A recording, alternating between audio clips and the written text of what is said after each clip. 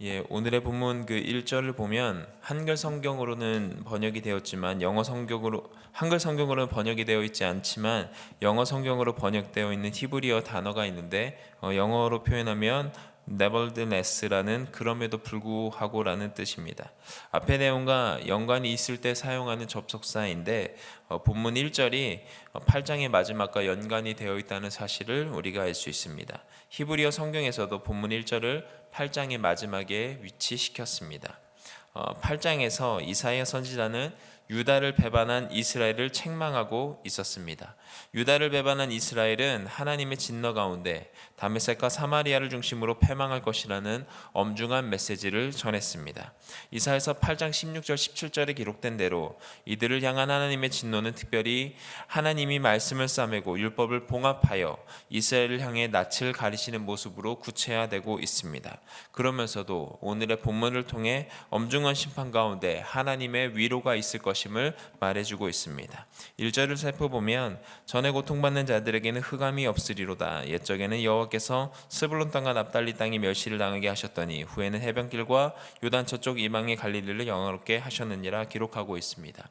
이 흑암이 없을 것이다 라는 선포는 반대로 생각해 보면 빛이 있을 것이다 라는 희망의 메시지를 담고 있습니다.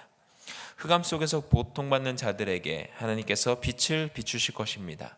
그런데 이 희망의 메시지는 스불론과 납달리를 향하고 있습니다. 이 두 곳에서는 이스라엘 북부와 갈릴리 그 요단 호숫가를 중심으로 북서편에 위치하고 있는 산지 지역입니다. 그리고 이 지역은 옛적부터 멸시를 당하던 곳이기도 합니다. 하나님의 진노 가운데 멸망이 예비된 사마리아와 밀접하게 연관되어 있고 소외되고 낙후되어 주목받지 못한 곳이기도 했습니다. 하지만 하나님은 마음을 돌이키셔서 멸시받던 그 땅을 영화롭게 하실 것입니다. 이사야 선지자는 하나님이 위로하시는 스불론과 납달리와 이 해변길과 이방의 갈릴리를 교차시키고 있습니다. 이 지역의 영화는 예수 그리스도께서 갈릴리 나사렛 사람이 되심으로 성취되었습니다. 2절에 보면 흑암에 행하던 백성이 큰 빛을 보고 사망의 그늘진 땅에 거주하던 자들에게 빛이 비치도다 기록하고 있는데, 이 흑암에 행하던 백성은 1절에서 말하는 갈릴리 지역에 거주하던 백성들입니다. 사망의 그늘진 땅에 거주하던 자들이었습니다. 흑암이 슬픔이나 재난을 상징하는 죄와 그로 말미암아 생기는 총체적인 불행을 가리킵니다. 이에 반해 큰 빛은 세상의 빛이요 참된 빛이신 예수 그리스도를 암시하고 있습니다. 마태복음 4장 13절의 말씀처럼 이 빛은 맨 처음 스불론과 납달리 지경의 해변 마을에서부터 비치기 시작했습니다. 이 처음 이적을 베푸신 곳도 물을 포도주로 만드신 곳도 갈릴리 지역이었으며, 맨 처음 예수님께서 가르치신 곳도 갈릴리 나사렛의 회당이었고, 천국 복음이 전파되기 시작한 곳도 갈릴리 해변이었습니다. 이로써 흑암에 행하던 백성이 큰 빛을 본다는 이 이사야 선지자의 예언이 성취되어 가고 있습니다. 3절 주께서 이 날을 창성하게 하시며 그 즐거움을 더하게 하셨으므로 추수하는 즐거움과 탈취물을 나눌 때의 즐거움같이 그들이 주 앞에서 즐거워하노니 이렇게 기록하고 있습니다. 이 3절에서 말하는 창성하게 하는 것은 백성의 수가 수적으로 늘어났다라는 것입니다. 그리고 3절에서 나라라고 번역이 되어 있지만 사실은 1절에 번역된 이방의 갈릴리와 동일한 히브리어 단어를 사용했습니다. 그러므로 이 나라들의 창성함은 갈릴리 지역의 나라들과 깊이 연결되어 있습니다. 사마리아와 갈릴리와 같은 이방인 지역으로 배척됐던 곳이 하나님의 긍휼을 입어서 빛이 비침으로 창성한 나라가 될 것이라는 것을 말해주고 있습니다. 이사야의 예언은 빛으로 오신 예수 그리스도께서 전하신 복음이 예루살렘으로부터 시작되어 온 유대와 사마리아와 땅끝까지 이를 것을 우리가 잘 알고 있습니다. 흑암 속에서 빛을 본 백성은 더할 나위 없는 즐거움도 누리게 됩니다. 선지자는 이들의 즐거움이 추수의 즐거움이요 탈취물을 나누는 즐거움이라 표현하고 있습니다. 특별히 이 탈취물은 죄인이 값없이 누리는 구속의 은혜를 표현하는 단어입니다. 4절 이는 모두 무겁게 맨 멍에와 그들의 어깨의 채찍과 그 압제자의 막대기를 주께서 꺾으시되 미디안의 날과 같이 하셨음이니이다. 멍에, 채찍, 막대기 이러한 도구들은 모두 노예를 사용할 때 사용하는 도구들입니다. 백성은 무겁게 맨 멍에와 그 어깨를 내리치는 채찍과 압제자들이 막대기로 인해 고통을 당하고 있었습니다. 그러나 하나님의 긍휼을 입어 그 멍에와 채찍과 막대기가 꺾여 자유하게 될 것입니다. 이러한 자유를 이사야 선지자가 미디안의 날이라 지칭하고 있습니다. 이 날은 사사기 7장에 기록되어 있는 기드온이 미디안을 치는 사건을 말합니다. 우리가 잘 아는 것처럼 기드온의 300용사가 13만 5천 명의 미디안 적군과 싸워 이깁니다. 사실은 3만 2천 명과 13만 5천 명의 싸움에서 여호와의 방법대로 300명을 출현했던 싸움입니다. 전략적으로는 도저히 불가능했던 일이 하나님의 은혜로, 전적인 은혜로 싸움에서 이길 수 있었습니다. 우리의 힘과 노력을 하는 불가능한 일이었습니다. 이것이 은혜라는 것입니다. 하나님께서 메시아가 탄생하기 훨씬 오래전부터 구원을 예비하셨으므로 얼마나 세심하게 열심을 가지고 그 역사를 이루어 나가고 계시는지 우리가 알 수 있습니다. 5절 어지러이 싸우는 군인들의 신과 피 묻은 겉옷이 불에 섭같이 살라지리니. 이사야 선지자는 기드온이 압제자 미디안을 꺾고 이스라엘을 자유케 한 날을 5절과 같이 묘사했습니다. 자유를 전쟁이 멈추는 평화에 비유했습니다. 전쟁이 그치자 갑옷과 피 묻은 군복은 더 이상 필요치 않게 되어 불에 던져졌습니다. 이 섭이라는 것은 땔감으로 사용할 수 있는 작은 나무 더미들을 말하는 것입니다. 전쟁을 위한 필수적인 군인들의 구비 물품들도 더 이상 필요 없습니다. 미디안의 패망뿐 아니라 더 나아가 전쟁 자체의 소멸이라는 종말론적인 의미까지도 함축하고 있습니다. 왜냐하면 6절에서부터 평강의 왕이신 메시아가 드디어 소개되고 있기 때문입니다. 6절 이는 한 아이가 우리에게 낳고 한 아들을 우리에게 주신 바 되었는데 라고 되어 있습니다.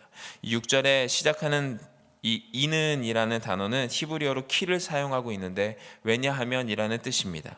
즉 4절과 5절과 연결되어 있다는 뜻입니다.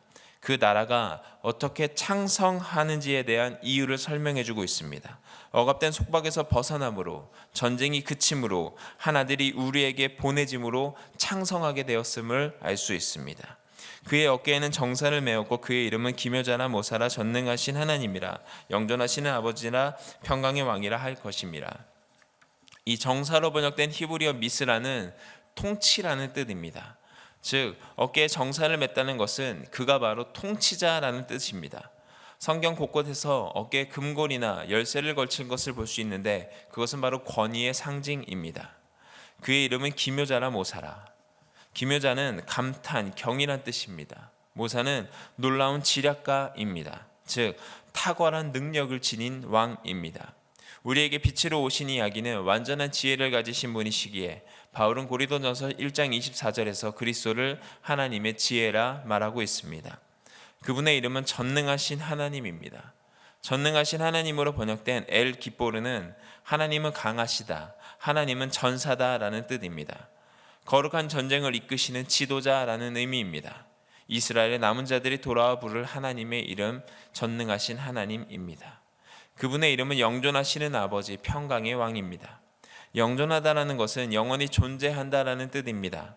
비록 인간의 몸으로 이 땅에 임하셨지만 영원히 존재하시는 창조자라는 뜻입니다. 영존하시는 아버지로 번역된 히브리어 아비아드는 일반적으로 아버지와 아들의 관계라기보다 사람을 돌보는 후원자, 보호자의 개념이 더 강한 뜻입니다.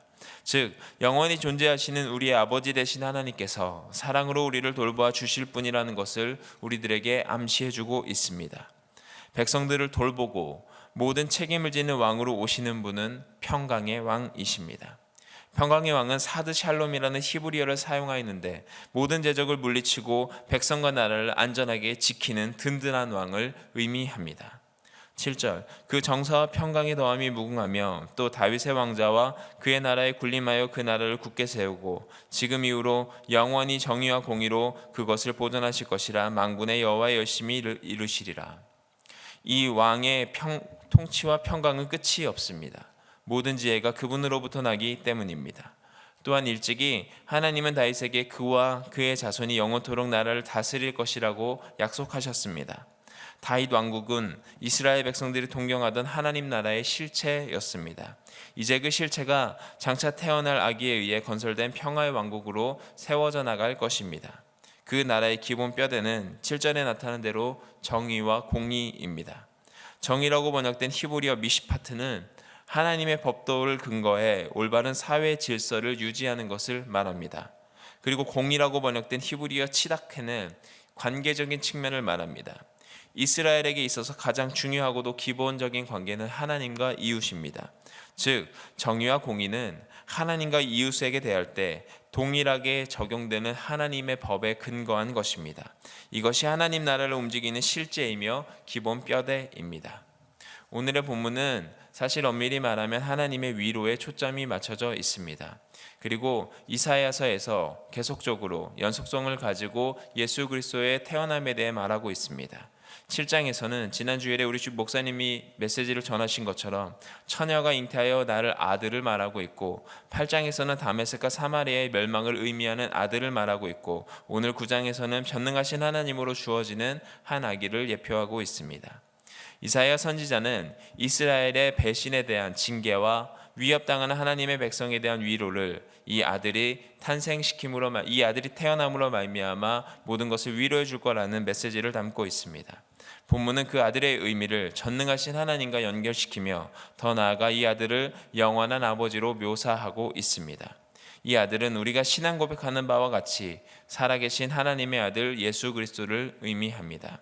누가복음 1장 31절에서 33절에서도 말합니다. 보라, 내가 잉태하여 아들을 낳으리니 그 이름을 예수라 하라. 그가 큰 자가 되고 지극히 높으신 이의 아들이라 일컬어질 것이요 주 하나님께서 그 조상 다윗의 왕위를 그에게 주시리니 영원히 야곱의 집에 왕으로 다스리실 것이며 그 나라가 무궁하리라. 만왕의 왕이요 영원한 창조주이신 예수님께서 우리를 살리기 위해 아기의 몸으로 이 땅에 오셨습니다. 흑암에 있던 백성은 그 빛을 보고 잃어버린 기쁨을 되찾을 것입니다. 우리를 구원하시고 하나님의 열심으로 우리를 구원으로 인도할 것입니다. 인생의 해답은, 우리 인생의 정답은 우리의 결국은 예수 그리스도가 되어야 하는 이유입니다. 성탄절을 맞이하는 우리들에게 가장 큰 빛으로 오신 예수님을 기대하며 고대하며 하루 살아가시는 저와 여러분들이 되시기를 예수님의 이름으로 축원드립니다. 기도드리시겠습니다. 주님, 예수 그리스도가 오심이 우리의 만왕의 왕이요 기묘자요 묘사요 전능하신 하나님으로 오신 그분을 바라보는 오늘 귀한 하루 삶 살 수 있도록 인도하여 주시기를 간절히 원합니다. 예수 그리스도 이름으로 기도드립니다. 아멘.